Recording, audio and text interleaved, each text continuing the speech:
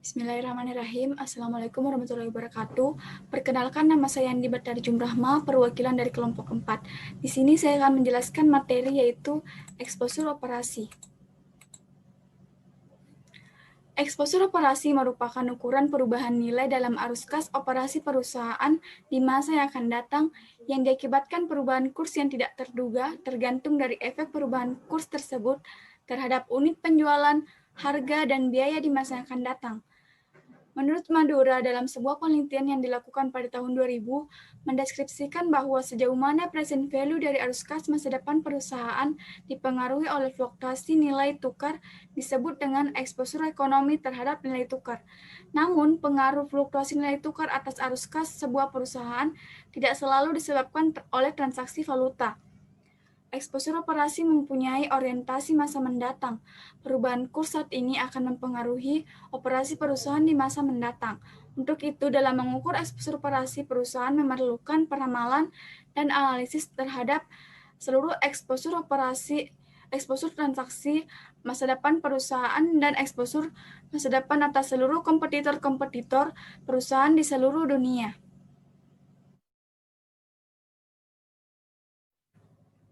Selanjutnya, saya akan membahas pertanyaan-pertanyaan dari masing-masing kelompok. Pertanyaan pertama yang masuk dari Andi Widyang Reni dari kelompok 1.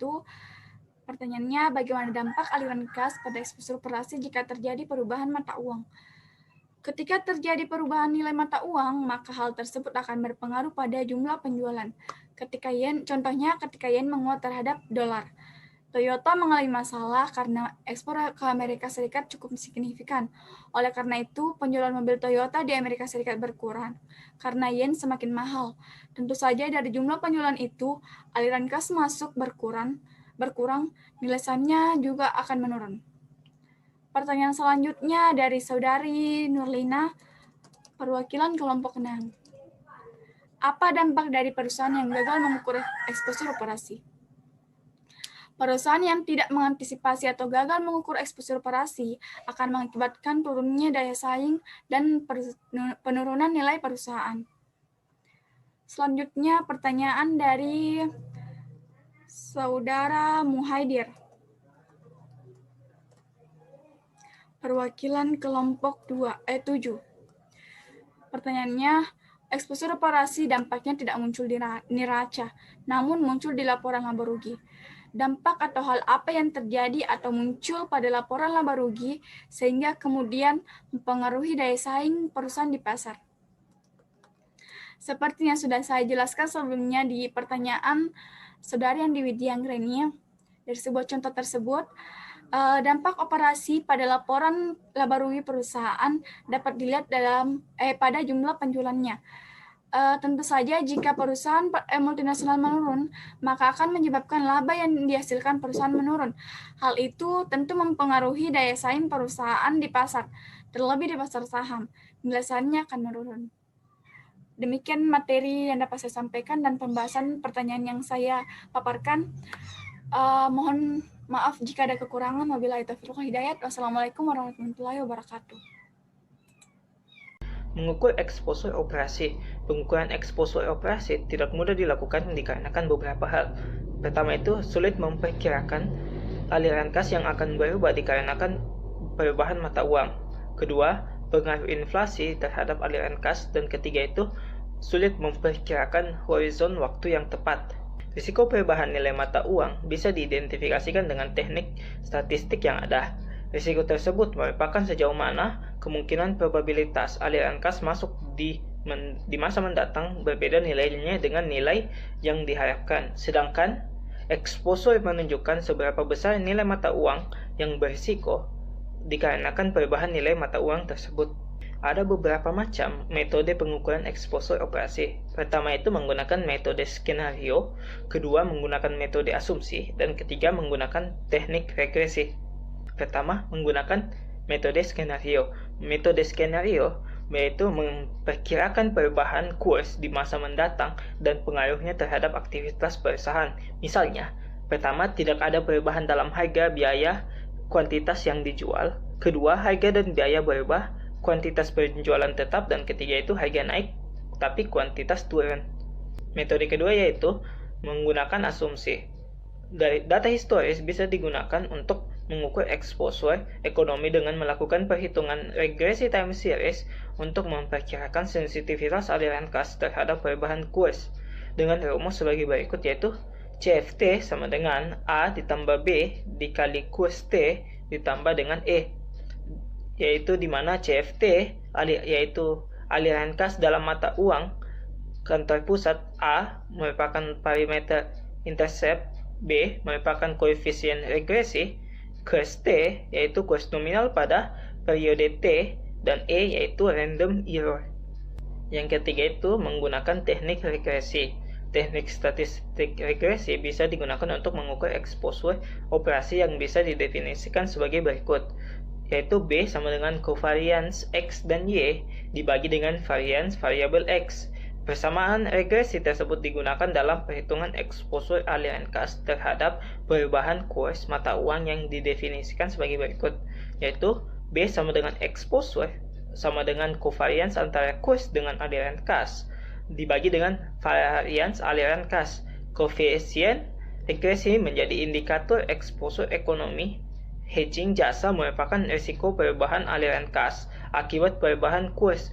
Varian kas yang di hedge lebih kecil dibandingkan dengan varian aliran kas yang tidak di hedging. Adapun materi yang ingin saya bahas itu manajemen exposure operasi. Ada poin pertama itu pemasaran, yang dimana pasar menentukan pasar mana yang akan dimasuki dan menggunakan strategi yang bagaimana. Adapun negara dengan mata uang yang menguat merupakan target yang cukup menarik dimasuki karena harga menjadi relatif lebih mahal dibandingkan dengan harga produk impor. Manajer bisa melakukan segmentasi pasar untuk mengurangi sensitif pasar terhadap perubahan harga. Jika suatu perusahaan tidak mampu dalam persaingan harga, maka yang dilakukan adalah memfokuskan pada segmen yang tidak begitu sensitif terhadap harga. Adapun golongan strategi bauran pasar, yang pertama itu produk, yang dimana produk itu pasar terhadap harga. Perusahaan bisa mengembangkan produk yang beragam, tidak hanya tergantung pada produk yang menggunakan harga sebagai alat persaingan. Yang kedua itu harga. Jika kurs berubah, ada dua tujuan yang tidak selalu konsisten seperti pangsa pasar dan margin keuangan. Perusahaan mempunyai dua pilihan, yaitu harga berubah, harga tetap. Nah, yang ketiga itu promosi. Untuk menghadapi perubahan kurs, promosi dilakukan dengan konsisten dengan strategi produk harga. Yang keempat itu distribusi, yang dimana strategi distribusi ini mengikuti strategi pasar dan produk. Adapun poin kedua itu produksi, yang dimana komposisi input dan pemindahan fasilitas produk, lokasi pabrik, meningkatkan produktivitas.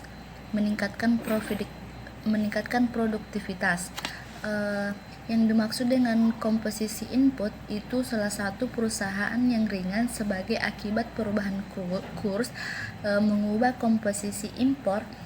Perusahaan multinasional mempunyai fleksibilitas yang tinggi dalam hal ini. Pemindahan fasilitas produk, yaitu multinasional, perusahaan yang multinasional yang mempunyai produk dari beberapa negara dan tingkat produksinya bisa diubah.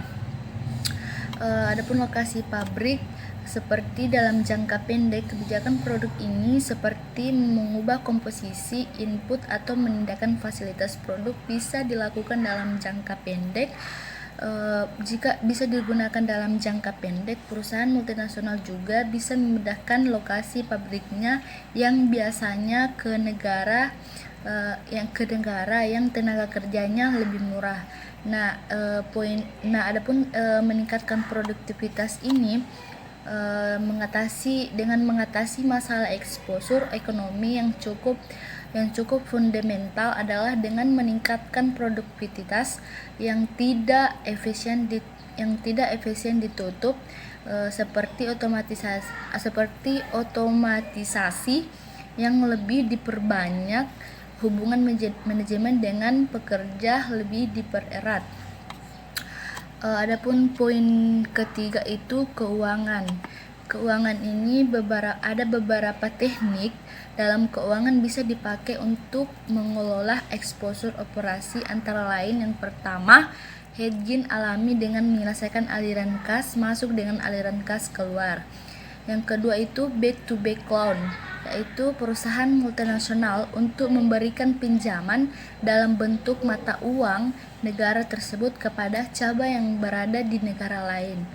Yang ketiga itu swap, yaitu swap itu mata uang yang dilakukan dengan menukar aliran kas dengan denominasi yang berbeda di mana terdapat dua pihak saling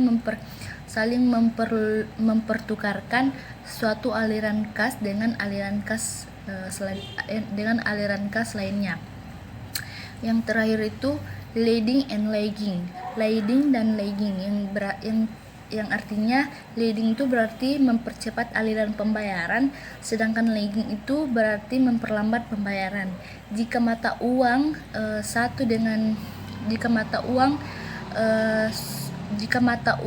suatu negara diperkirakan akan mengalami depresi yang signifikan, maka aliran kas masuk dengan dominasi mata uang tersebut lebih dipercepat.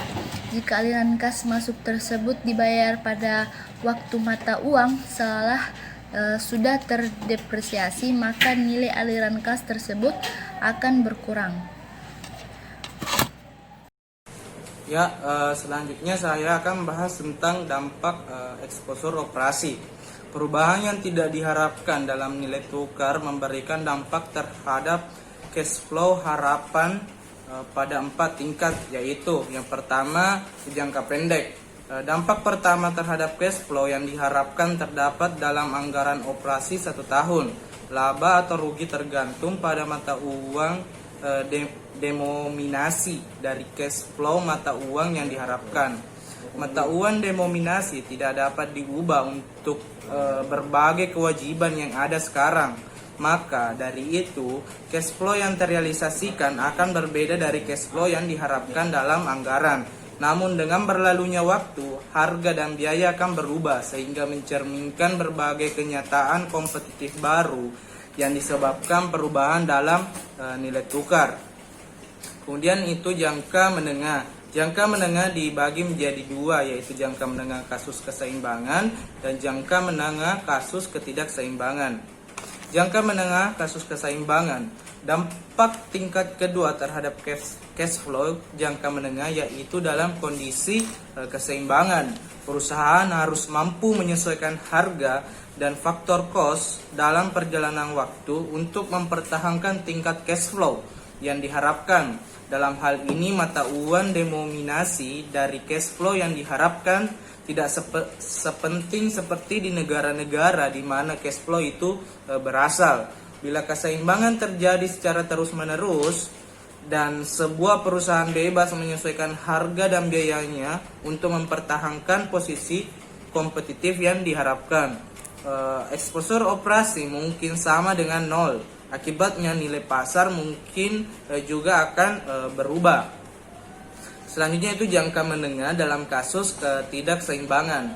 Dalam hal ini perusahaan mungkin tidak mampu menyesuaikan harga dan biaya untuk mencerminkan berbagai realitas kompetitif baru yang disebabkan oleh perubahan dari nilai tukar.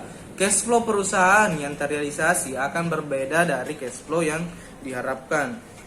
Kemudian yang terakhir itu jangka panjang. Dalam hal ini, cash flow perusahaan akan dipengaruhi oleh reaksi-reaksi dari kompetitor yang ada dan calon kompetitor terhadap perubahan nilai tukar dalam kondisi ketidakseimbangan.